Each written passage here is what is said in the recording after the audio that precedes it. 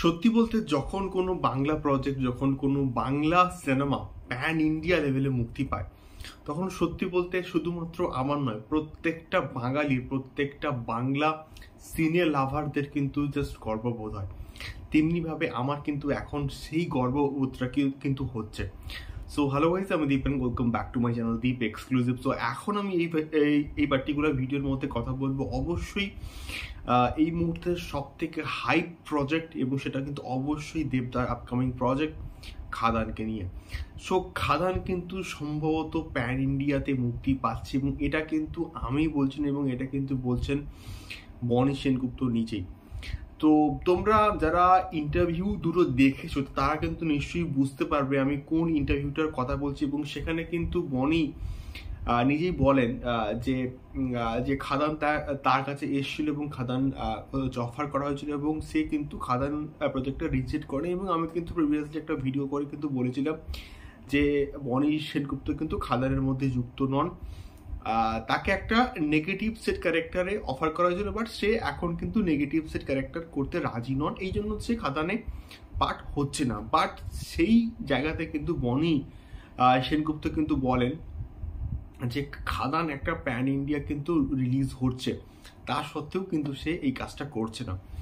তো এই হচ্ছে বিষয়পত্র। খাদান কিন্তু সম্ভবত প্যান ইন্ডিয়া মুক্তি পাচ্ছে, বাট দেবদা তরফ থেকে বা দেবদার প্রোডাকশন হাউসের তরফ থেকে কিন্তু এখনো অবধি এটাকে নিয়ে কিন্তু তেমন কিছুই মুখ খোলা হয়নি বা বলা হয়নি যে খাদান অ্যাকচুয়ালি প্যান ইন্ডিয়াতে মুক্তি পাচ্ছে কেন। এবং এটা আমি যে বললাম ওই পার্টিকুলার ইন্টারভিউ এবং বনি সেনগুপ্ত যে কথাটা বলছে তার ভিত্তিতে আমি কিন্তু এই কথাটা বলছি বা এই ভিডিওটা করছি। যদি খাদান প্যান ইন্ডিয়াতে মুক্তি পায় বা প্যান ইন্ডিয়া মুক্তি পায়, তাহলে প্রচণ্ড আমি কিন্তু খুশি হব। তার কারণটা হচ্ছে Khadaan always will be a special cinema for every cine lover, every Bengali সিনে লাভার। তার কারণটা হচ্ছে এইটা যে দেবদা এই কয়েক বছর ধরে না এই মাস কমার্শিয়াল প্রজেক্ট কিন্তু করেনি, যেটা এই খাদানের মাধ্যমে কিন্তু দেবদার একটা মাস কমার্শিয়াল কামব্যাক কিন্তু হতে চলেছে। এবং এই পার্টিকুলার কারণটার জন্যই কিন্তু খাদান অনেক অনেক অনেক বেশি স্পেশাল অন্যান্য যে কোনো প্রজেক্টের থেকে। সেটা আপকামিং যে প্রজেক্টগুলো আসছে দেবদাস, তার থেকেও কিন্তু এই প্রজেক্টটা অনেক বেশি স্পেশাল। সেটা টেক্কা হোক বা সেটা বেঙ্গল টকিজের সঙ্গে যে প্রজেক্টটা আছে সেটা হোক, সবার থেকেও কিন্তু এই প্রজেক্টটা অনেক অনেক বেশি কিন্তু স্পেশাল এই কারণের জন্য। এবং খাদান সম্পর্কিত এখনো অবধি যে আপডেটগুলো উঠে আসছে সেটা প্রচণ্ড ভয়ঙ্কর একটা আপডেট। এবং যা আমরা গ্লিমস দেখতে পেয়েছি, যা আমরা স্টিল ইমেজেস মোটামুটি দেখতে পেয়েছি, সেগুলো দেখার পর তো খাদানকে নিয়ে একটা এক্সাইটমেন্ট অন্য লেভেলে বস কাজ করছে। আর যদি এটা প্যান ইন্ডিয়াতে মুক্তি হয়, তাহলে বাংলা সিনেমাকে কিন্তু একটা অন্য উচ্চতায় কিন্তু নিয়ে যাবে খাদান, এটা আর বলতে কিন্তু রাখে না।